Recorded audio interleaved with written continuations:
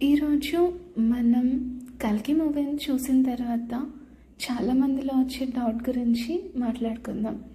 ఈ మూవీ చూసిన తర్వాత నాకు వచ్చిన ఒకే ఒక్క డౌట్, అశ్వత్థామ కర్ణుడిని ఎందుకు గుర్తుపట్టలేదు అని.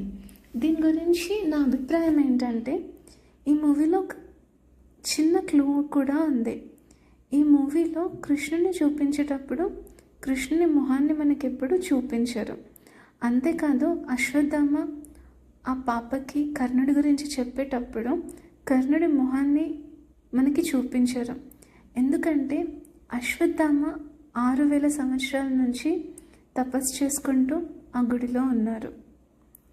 బట్ 6000 సంవత్సరాలు ఒక మనిషి అలా ఉంటే వాళ్ళ మెమొరీ అనేది ఎంతో కొంత ఎఫెక్ట్ అయిపోయి ఉంటుంది.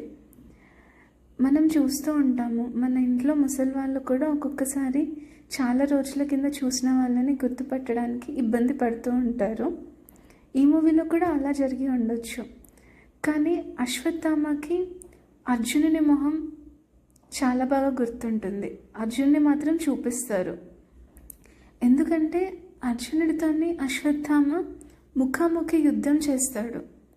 ఆ యుద్ధంలో చావు దగ్గరగా ఉన్నప్పుడు అర్జునుని మొహాన్ని చూస్తూ ఉంటాడు.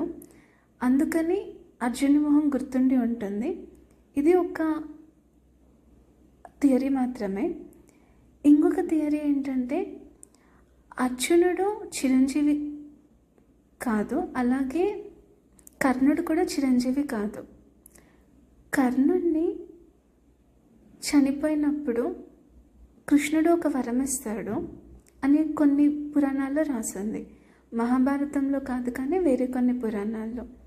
అది ఏంటంటే, నువ్వు మళ్ళీ పుడతావు, నీకు పునర్జన్మ ఉంటుంది అని చెప్పి. సో కర్ణుడిది ఇదొక పునర్జన్మలో సేమ్ రూపం ఉండాలని ఎక్కడా లేదు. సినిమాలో మనకు అర్థం అవ్వడానికి గతంలో ఇప్పుడు సేమ్ రూపం పెట్టి ఉండొచ్చు, కానీ పునర్జన్మలో మనం ఇదే శరీరంతో ఇదే రూపంతో పుడతామని కాదు కదా. అందుకనే అశ్వత్థామ కర్ణుడిని గుర్తుపట్టి ఉండడు. ఈ రెండు థియరీస్లో ఏ థియరీ మీకు కరెక్ట్ అనిపిస్తుందో ప్లీజ్ కామెంట్.